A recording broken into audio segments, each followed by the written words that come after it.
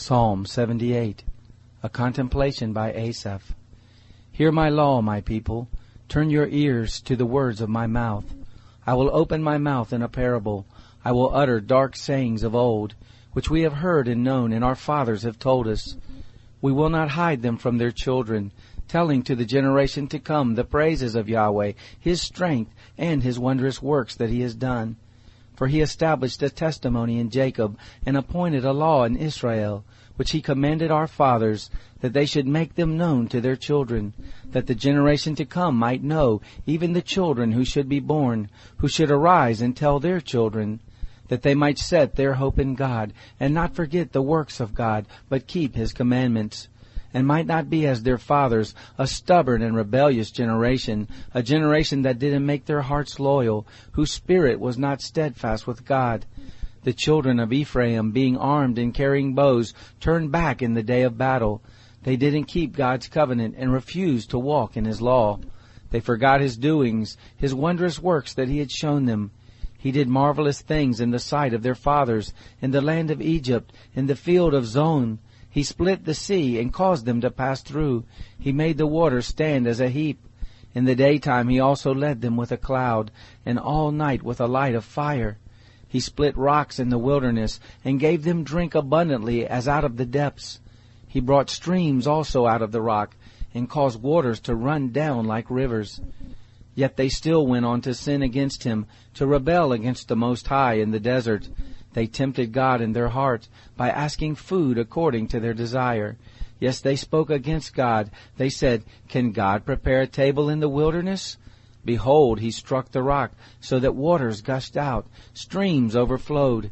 Can He give bread also? Will He provide flesh for His people? Therefore Yahweh heard and was angry.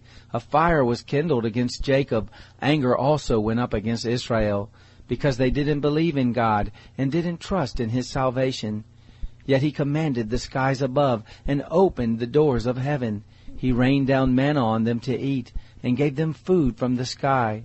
Man ate the bread of angels. He sent them food to the full. He caused the east wind to blow in the sky. By His power He guided the south wind. He rained also flesh on them as the dust, winged birds as the sand of the seas.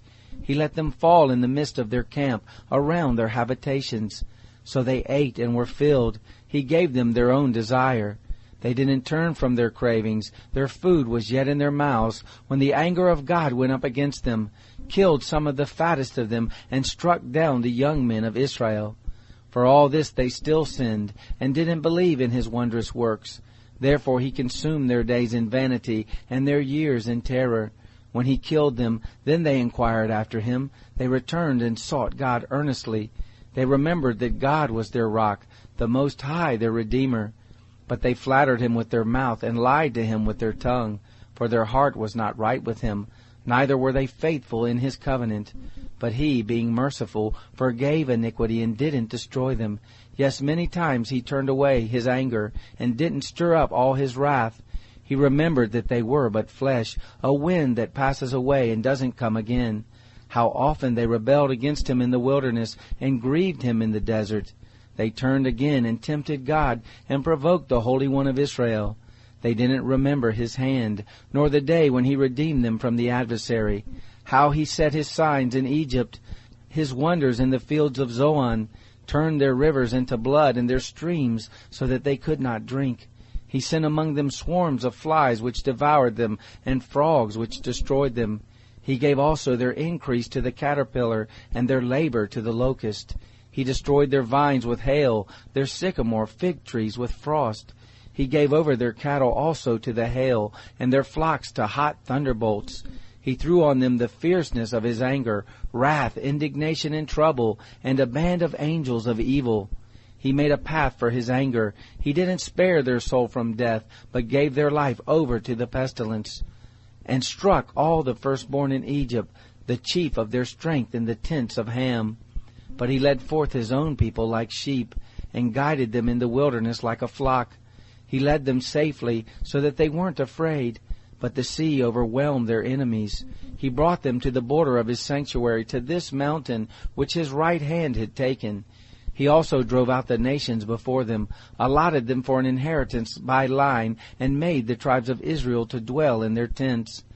Yet they tempted and rebelled against the Most High God, and didn't keep His testimonies, but turned back and dealt treacherously like their fathers. They were turned aside like a deceitful bow, for they provoked Him to anger with their high places, and moved Him to jealousy with their engraved images. When God heard this, He was angry, and greatly abhorred Israel, so that He forsook the tent of Shiloh, the tent which He placed among men, and delivered His strength into captivity, His glory into the adversary's hand. He also gave His people over to the sword, and was angry with His inheritance. Fire devoured their young men, their virgins had no wedding song, their priests fell by the sword, and their widows couldn't weep. Then the Lord awakened as one out of sleep, like a mighty man who shouts by reason of wine.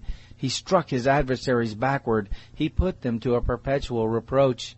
Moreover, He rejected the tent of Joseph, and didn't choose the tribe of Ephraim, but chose the tribe of Judah, Mount Zion which He loved. He built His sanctuary like the heights, like the earth which He has established forever. He also chose David His servant, and took him from the sheepfolds. From following the ewes that have their young, He brought him to be the shepherd of Jacob, His people, and Israel His inheritance. So He was their shepherd, according to the integrity of His heart, and guided them by the skillfulness of His hands.